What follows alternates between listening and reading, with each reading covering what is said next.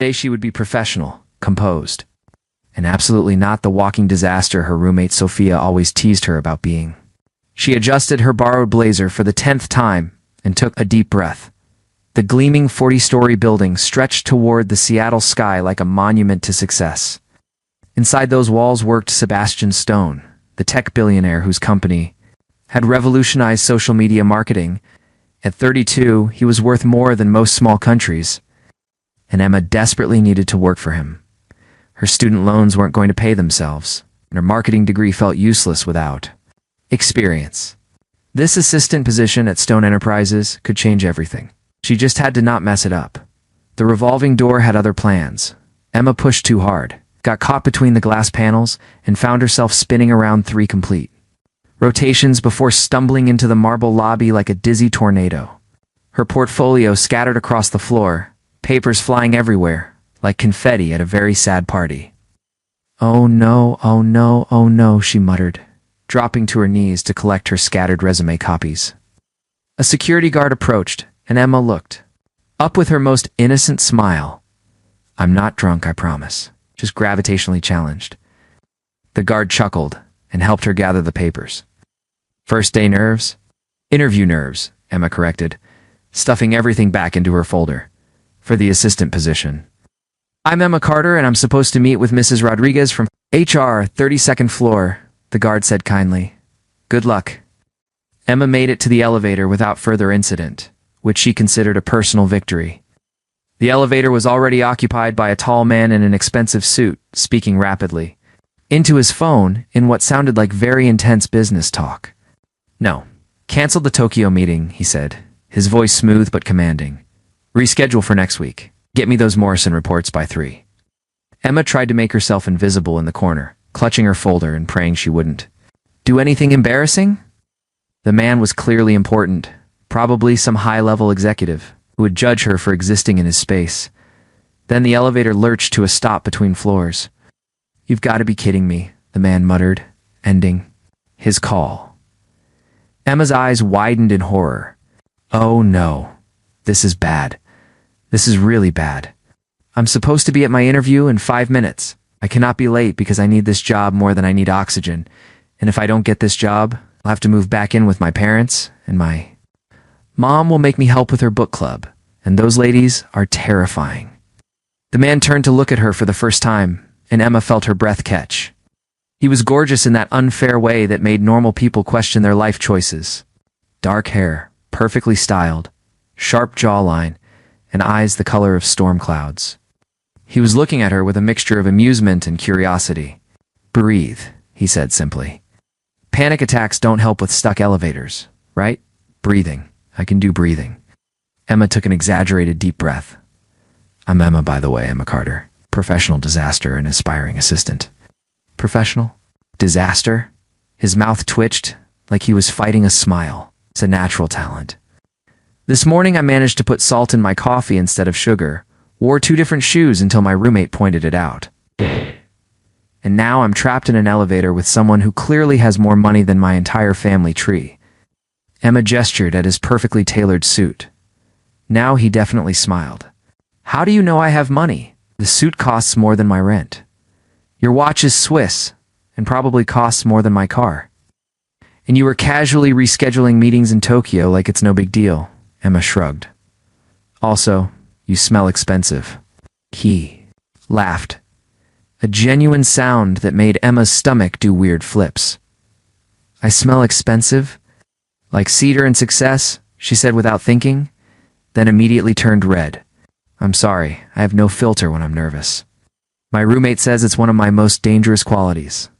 The elevator lurched back to life, and Emma nearly fell over from relief. "Oh, thank goodness. I might actually make it to my interview." "Position are you interviewing for?" he asked as they rose toward the 30th floor. "Executive assistant to Sebastian Stone," Emma said proudly. "I know it's a long shot, but I have a marketing degree and I'm really organized when I'm not having nervous breakdowns." The elevator dinged at the 30th floor, and Emma practically bounced toward the doors. "Thank you for not letting me completely panic." "Wish me luck." "Good luck, Emma Carter," he said, and something in his voice made her look back. But the doors were already closing. The plot twists the reception area of Stone Enterprises. It was all sleek lines and modern art that probably cost more than Emma's education. She approached the receptionist, a polished woman who looked like she'd never had a hair out of place in her life. "Emma Carter for the interview with Mrs. Rodriguez," she announced, trying to project confidence. "Of course, Mrs. Rodriguez is waiting for you in conference room A. Right through those doors." Emma smoothed her skirt and walked into the conference room, where a middle-aged Latina woman sat, reviewing a stack of resumes. She looked up with a professional smile. "Miss Carter, please have a seat. I'm Maria Rodriguez, Head of Human Resources." "Thank you so much for this opportunity," Emma said, settling into the chair and immediately knocking over the water glass in front of her. "Oh no, I'm so sorry." She lunged for napkins, knocking over her own chair in the process, and managed to soak half the conference table before getting the spill under control. Mrs. Rodriguez, which watched this display with remarkable patience. "It's fine, dear. Accidents happen." She handed Emma more napkins. "Let's discuss your qualifications." For the next 20 minutes, Emma somehow managed to present herself as a competent professional, despite the ongoing battle between her mouth and her brain. She talked about her marketing degree, her organizational skills, and her passion for social media strategy. Mrs. Rodriguez seemed genuinely impressed, which gave Emma hope. "Well, Ms. Carter, your resume is quite impressive for someone just graduating. I think you'd be a good fit for the position. But there's one more step.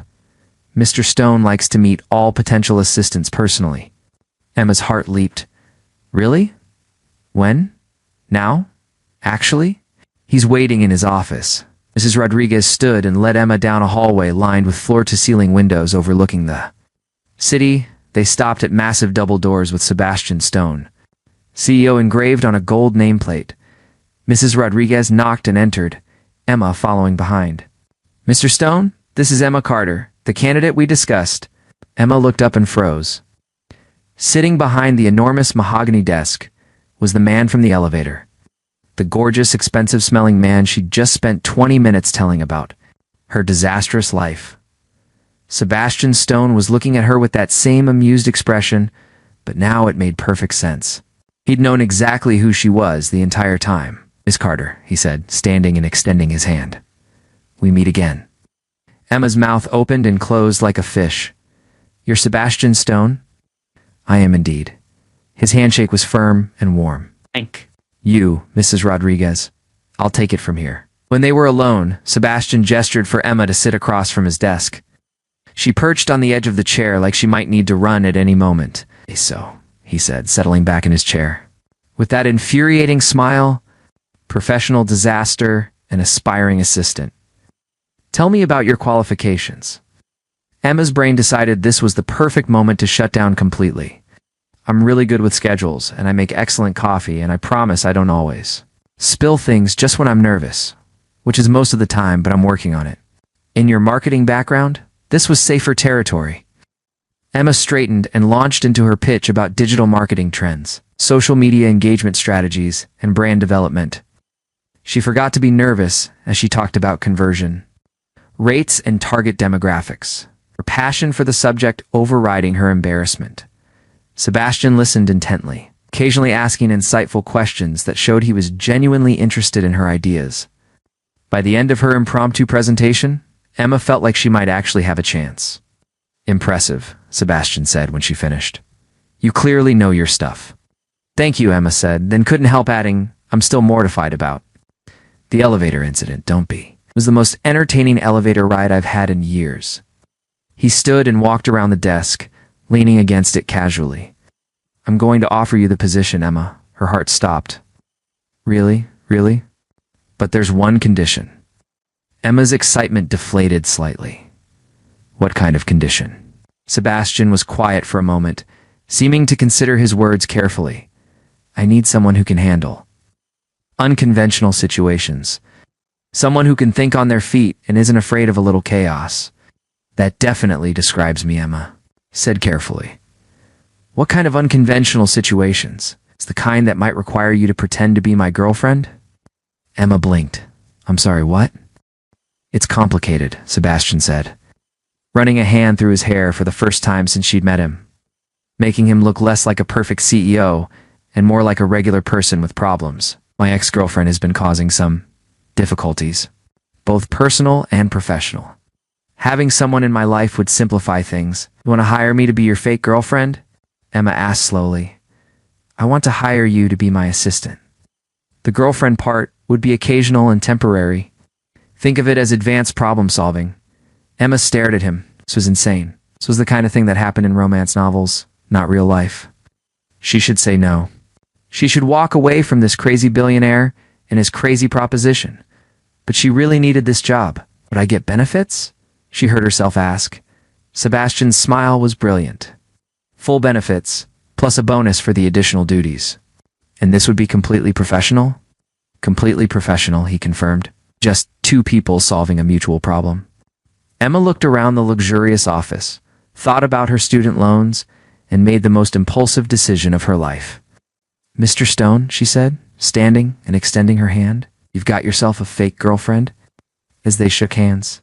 Emma couldn't help but wonder what exactly she'd just gotten herself into.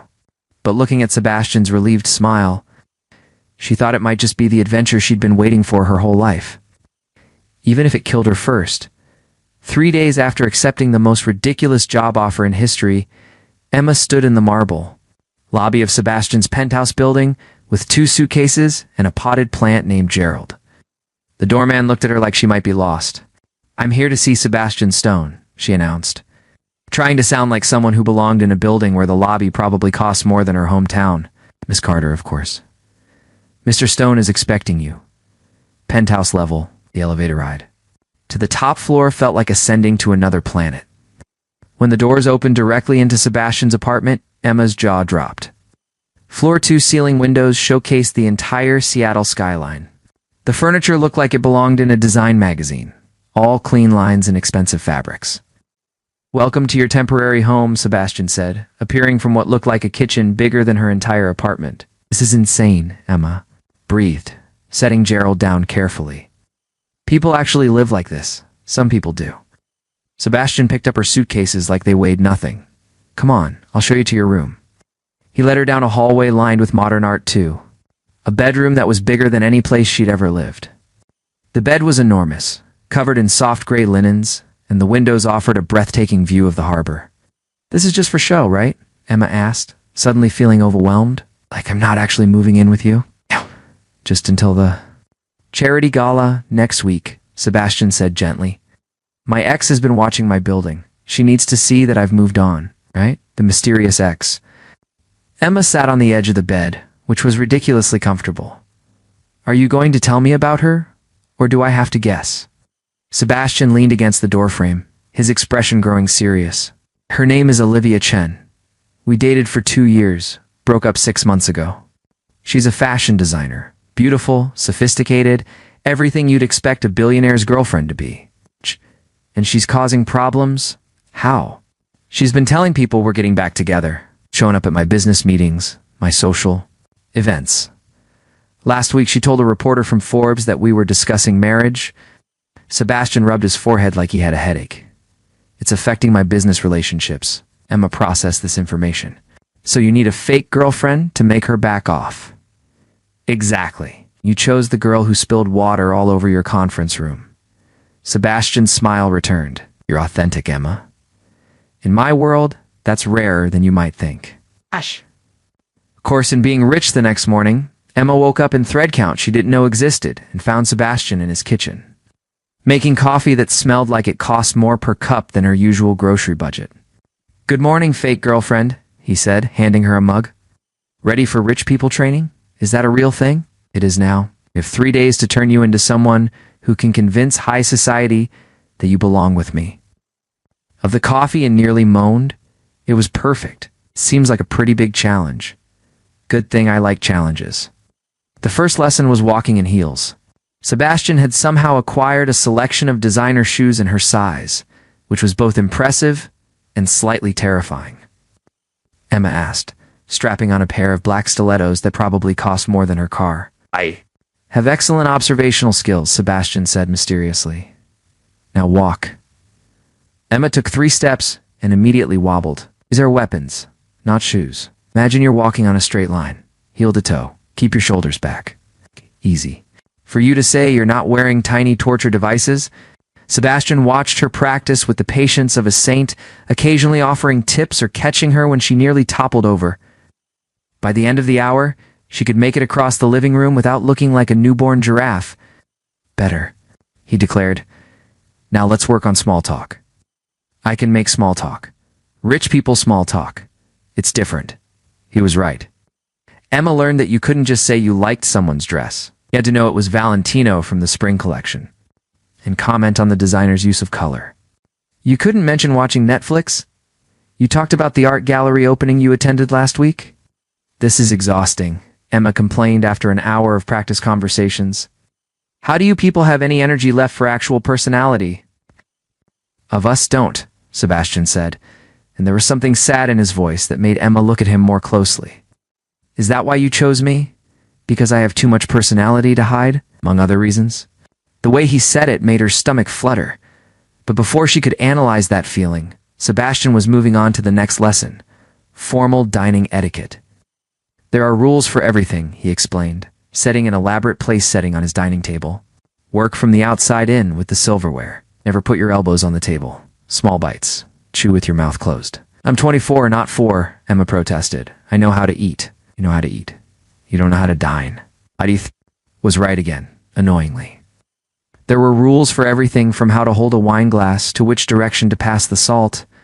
Emma felt like she was learning a foreign language. Question, she said after successfully navigating a practice soup course without spilling.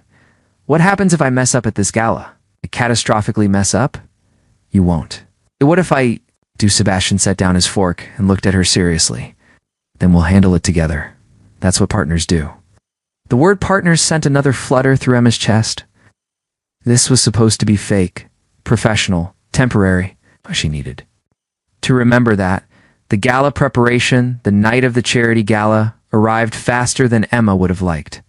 She stood in front of her temporary bedroom's full-length mirror, staring at herself in a dress that cost more than she used to make in a month.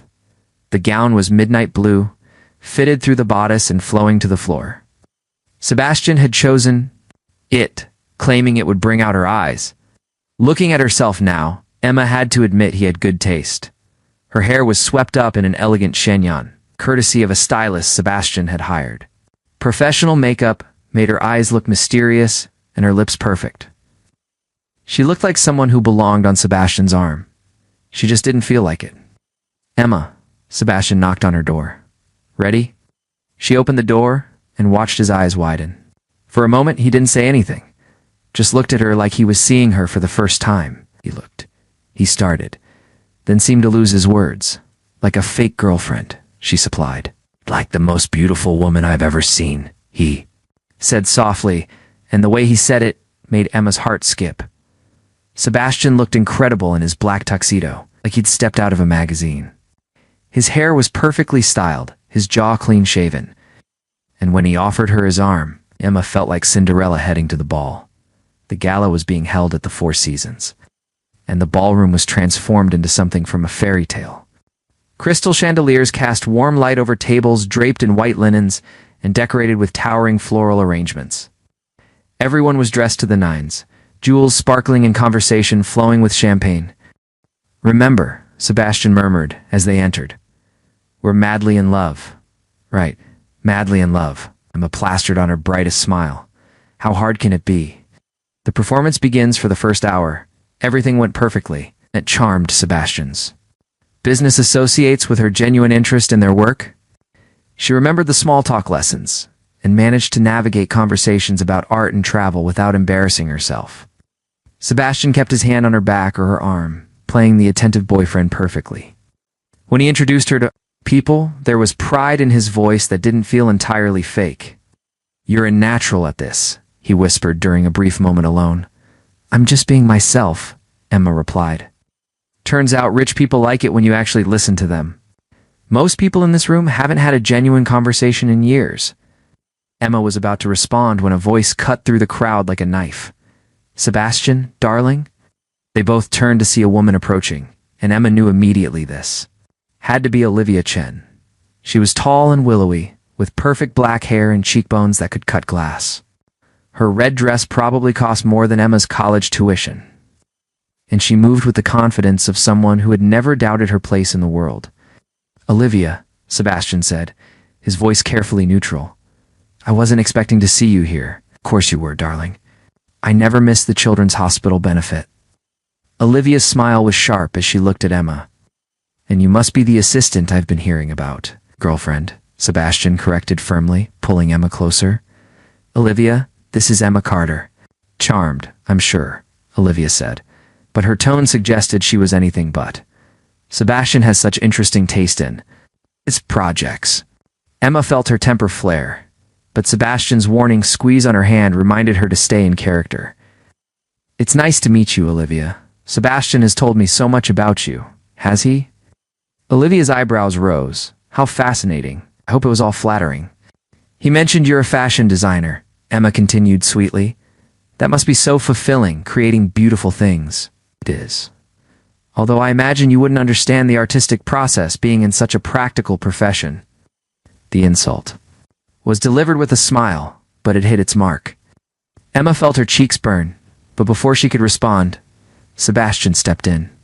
"Emma has a brilliant marketing mind," he said coldly. "She's been instrumental in developing some of our new strategies." "How wonderful," Olivia said, but her attention was already back on Sebastian. "We should catch up properly.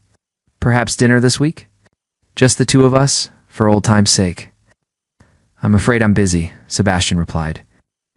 "Emma and I have plans every night this week." Olivia's smile faltered slightly. "Of course, well, I should mingle," it was. "Interesting meeting you, Emma." She glided away, leaving Emma feeling like she'd just survived an elegant assassination attempt. "That was intense," Emma breathed. "You handled it perfectly," Sebastian said, but Emma could see the tension in his shoulders. "She's not going to give up easily, is she?" "No, she's not." The moment everything changed, the rest of the evening passed in a blur of champagne, small talk, and stolen glances. Emma found herself genuinely enjoying the party, especially when Sebastian relaxed and let his guard down. He was funny and charming, and when he laughed at her whispered commentary about the other guests, his whole face lit up. During the auction portion of the evening, Sebastian bid on a weekend at a Napa Valley vineyard and won. When the auctioneer asked if he had anyone special to share it with, Sebastian pulled Emma close and kissed her cheek. "The most amazing woman in the room," he said into the microphone, and the crowd applauded. It was all for show, Emma reminded herself. All part of the performance. But when Sebastian looked at her after saying it, something in his eyes made her wonder if he was still acting. Later, on the terrace overlooking the city, they found themselves alone for the first time all evening. The night air was cool, and Emma shivered slightly in her thin dress. "Air," Sebastian said, shrugging out of his jacket and draping it over her shoulders. "Thank you." Emma pulled the jacket closer, breathing in the scent of his cologne. "That went well, right?" "Definitely got the message." "You were perfect tonight," Sebastian said, but he wasn't looking at the city lights. He was looking at her. "Just doing my job," Emma said lightly, though her heart was beating faster. "Emma," Sebastian said, stepping closer. "About this arrangement?" "What about it? I'm starting to think it might be more complicated than I originally planned." Emma's breath caught. "Complicated how?" Instead of answering, Sebastian reached up and gently tucked a strand of hair behind her ear. His hand lingered on her cheek, and Emma found herself leaning into the touch. "We should probably head back inside," she whispered, but she didn't. "Move away, probably," Sebastian agreed, but he didn't move either. For a moment, they stood there on the terrace, the fake couple who were starting to feel very real. The city sparkled below them, and Emma thought that if this was all pretend, it was the most beautiful pretense she'd ever been part of. Then, Sebastian's phone buzzed, breaking the spell. He stepped back, checking the message, and his expression darkened. "What is it?" Emma asked. "Olivia just posted on Instagram," Sebastian said grimly, showing her his phone. "A photo of us from tonight, with the caption, 'Sebastian's new little friend is so sweet.' I'm sure it won't last long." Emma stared at the photo.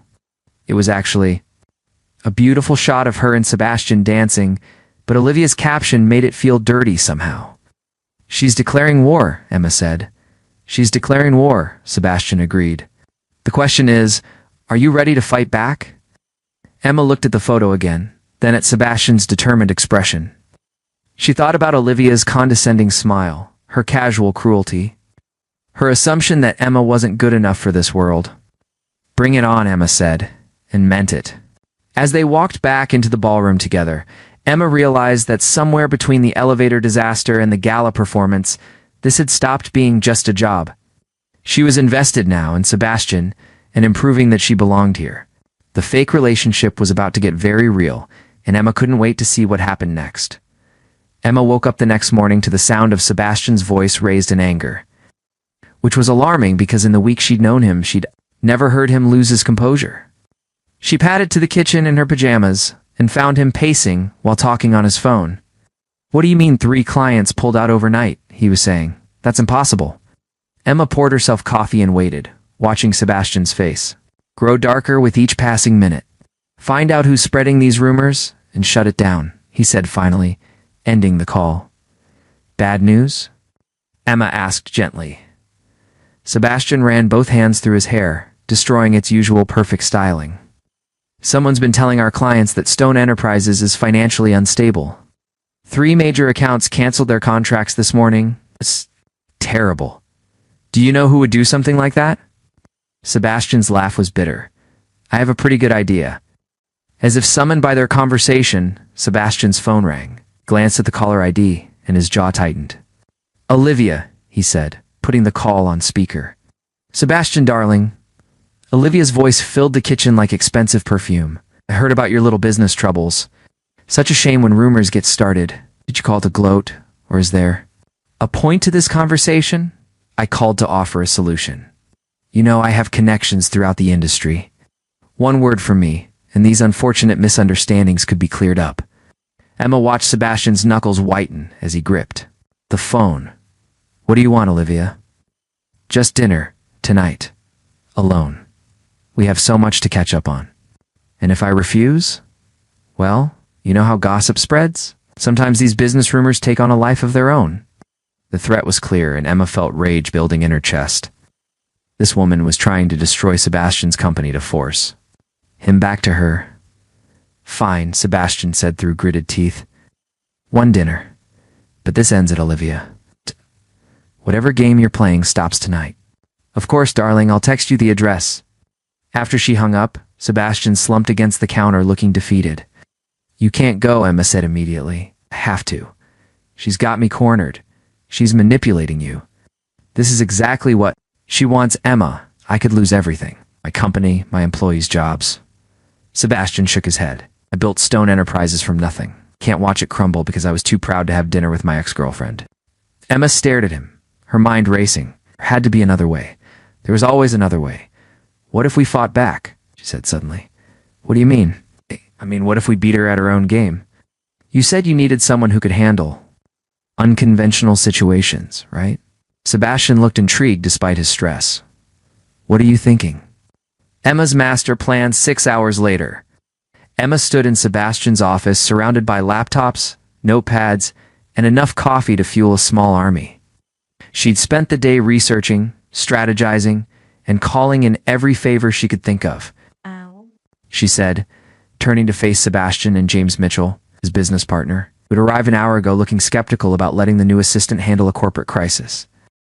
Olivia's strategy is classic reputation warfare, Emma began, pacing in front of the whiteboard she'd covered with notes. She's using whisper campaigns and social manipulation to damage your credibility, but she made one crucial mistake. Which is? James asked, still looking doubtful. She underestimated the power of authenticity in social media marketing. Emma grinned. We're not going to fight her with whispers and rumors. We're going to fight her with truth. She pulled up her laptop and showed them a beautifully designed social media campaign she'd created. This is Stone Stories a week long. Campaign showcasing the real people behind Stone Enterprises. Your employees, your charitable work, your innovation. We'll flood every platform with genuine content about who you really are and what the company stands for. Sebastian leaned forward. Studying her proposal? This could work. It will work, Emma said confidently. But only if you're willing to be vulnerable.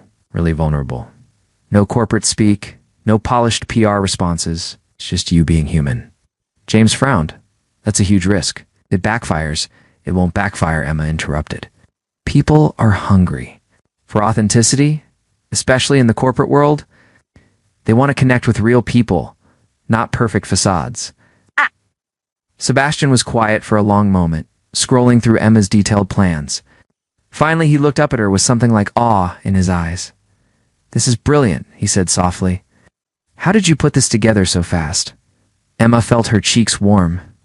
I told you I was good at my job. You're not good at your job, Emma. You're extraordinary. The way he said it made her heart skip, but she forced herself to stay focused. So we're doing this? We're doing this, Sebastian confirmed. James, cancel my dinner with Olivia. We've got work to do. The campaign launched the next. 72 hours were a whirlwind of content creation, strategy sessions, and very little sleep. Emma coordinated photo shoots with employees, wrote heartfelt posts about Stone Enterprises' charitable initiatives, and created behind-the-scenes videos that showed Sebastian as he really was. Brilliant, kind, and genuinely committed to his work and his people. The centerpiece was a live video that Emma convinced Sebastian to do, speaking directly to his followers about the rumors and the company's true financial position. I want to address some concerns that have been raised about Stone Enterprises, Sebastian said, looking directly into the camera. Emma watched from behind the setup, her heart pounding with nerves and pride. Business is about relationships, and relationships are built on trust and transparency. So I want to be completely honest with you about where we stand. For the next 10 minutes, Sebastian laid out the company's financials, their growth plans, and their commitment to their clients. He was warm, genuine, and utterly compelling. I also want to talk about my team, Sebastian continued, because a company is only as strong as its people. Emma nearly choked when Sebastian gestured for her to come into frame. This is Emma Carter, our newest team member. 3 days ago, when we were facing a crisis, she didn't just offer sympathy, she offered solutions. She created the campaign you're seeing this week, and she reminded me that the best way to fight lies is with truth. Great. Emma found herself on camera, Sebastian's arm around her waist, talking about the campaign and the incredible people she'd met. At Stone Enterprises, she was nervous at first, but Sebastian's presence steadied her. And soon she was speaking passionately about authenticity in business and the power of genuine connection. The video went viral within hours. The truth about Olivia, the response to the Stone Stories campaign was overwhelming. Client confidence was restored. 3 new major contracts came in. And Sebastian's personal social media following doubled. More importantly, the narrative had shifted completely. Emma was in the middle of responding to positive comments when Sebastian burst into the office, his phone in his hand and a grim expression on his face. We need to talk, he said. About Olivia. Emma looked up from her laptop. What about her? I just got off the phone with Marcus Webb from Webb Industries. He's the one who told our clients we were having financial troubles. Did he say who gave him that information? He did, but it wasn't Olivia. Emma frowned. Then who was it? Sebastian sat heavily in the chair across from her desk, Olivia's business manager. Apparently, Olivia's fashion company is the one in financial trouble. She's been using rumors about us to distract from her own problems. So this whole thing, the manipulation, trying to get you back? She needs my money, Sebastian said quietly. She's been losing major clients for months. Her company is on the verge of bankruptcy. Emma felt a complex mix of emotions. Anger at Olivia's deception. Relief that the threat was neutralized, and something that might have been pity for a woman so desperate she'd destroy others to save herself. What are you going to do? She asked. Nothing. Sebastian said. Her own actions have consequences. I'm not going to destroy her, but I'm not going to save her either. He looked at Emma with an intensity that made her breath catch. There's something else we need to talk about. What, us? Real confession, Emma's heart started pounding, but she tried to keep her voice steady. What about us? Sebastian stood and moved closer to her desk. This started as a business arrangement. A fake relationship to solve a problem. Right, Emma said carefully. Fake relationship. Except somewhere along the way it stopped being. Fake for me. Emma's mouth went dry. Sebastian, I know this complicates everything. I know you took this job for professional reasons, and I don't want you to feel pressured or uncomfortable.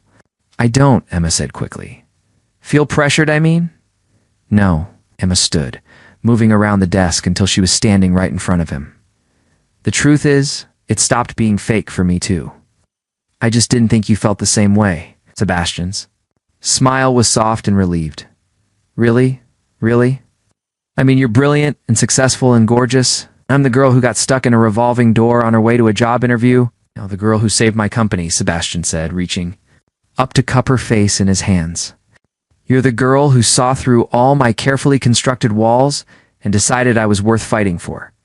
You are worth fighting for, Emma said, her voice barely above a whisper. So are you, Sebastian replied, and then he was kissing her. This kiss was nothing like the brief, public displays they'd shared during their fake relationship. This was real and deep and full of weeks of suppressed feelings. Emma's hands fisted in Sebastian's shirt, pulling him closer, and he responded by wrapping his arms around her waist and lifting her off the ground. When they finally broke apart, both breathing hard, Emma laughed. So what happens now? She asked. Now we do this for real, Sebastian said. If you want to. I want to, Emma said without hesitation. But I have one condition. Anything. I want to keep my job, the real job, not the fake girlfriend part. Like working with you, and I'm good at it. You're incredible at it, Sebastian agreed. And I wouldn't have it any other way. 6 months later, Emma stood in front of the mirror in Sebastian's penthouse. Their penthouse now, adjusting the necklace he'd given her for their 6-month anniversary. It was a simple pendant with a small diamond, elegant without being ostentatious. Almost ready, Sebastian called from the living room. 2 minutes? Emma called back, adding one final touch of lipstick. Tonight was the annual Stone Enterprises holiday party. And Emma was nervous for entirely different reasons than she had been at the charity gala. This time she wasn't worried about fitting in or playing a part. She was worried about the announcement Sebastian wanted to make. He'd been secretive about it for weeks, claiming it was a surprise for the employees. Emma suspected she knew what it was, and the thought made her stomach flutter with excitement and terror. Ready, she announced, emerging from the bedroom in a emerald green dress that Sebastian had chosen because he said it matched her eyes. Sebastian looked up from his phone and smiled.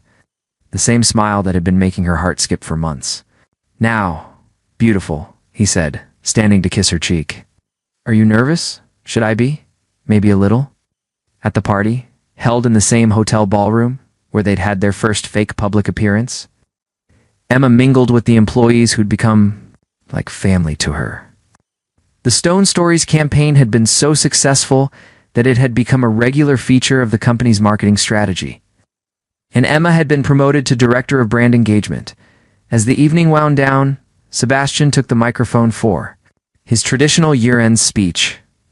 This year has been one of challenges and changes, he began, his eyes finding Emma in the crowd.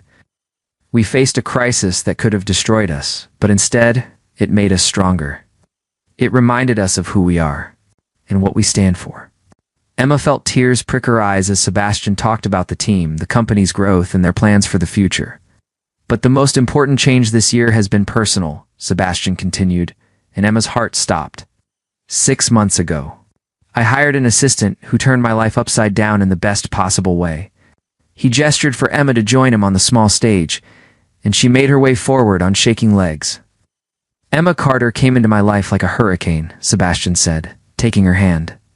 She challenged me, inspired me, and showed me what it means to be authentic in a world full of pretense. Emma was definitely crying now, not caring that her makeup was probably ruining. Emma, Sebastian said, turning to face her fully, you agreed to be my fake girlfriend when I needed you to.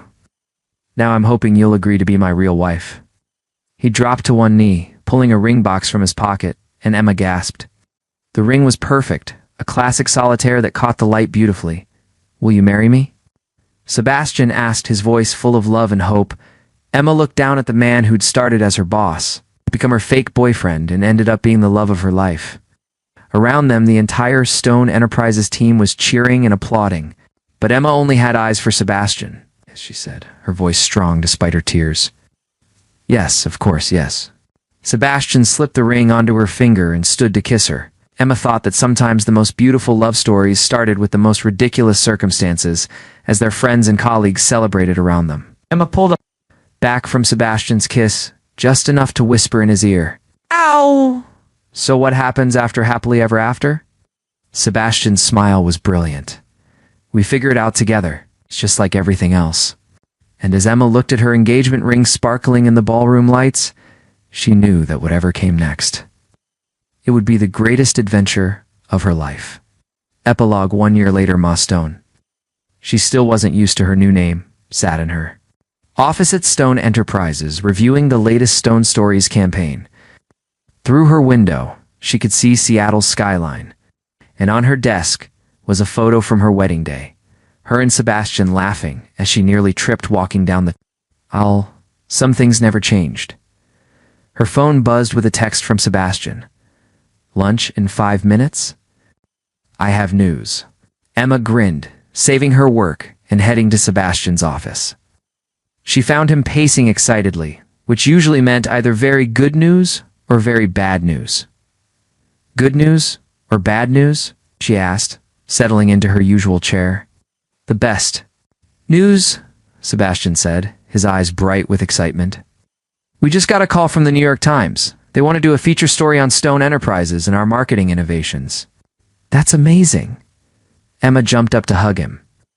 "When do they want to interview us next week?" "But there's more." Sebastian's grin was mischievous. "They specifically requested to interview the power couple behind the brand. Apparently, the story has become legendary in business circles."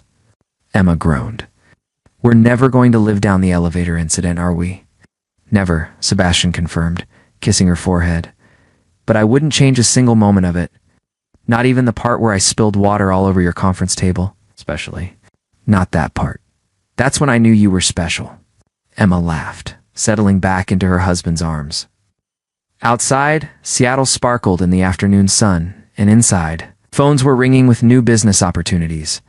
It had started with a disaster, continued with a deception, and ended with the most honest love Emma had ever known. And as Sebastian spun her around his office, both of them laughing like the crazy people they were, Emma knew that their story was far from over. After all, the best adventures were just beginning.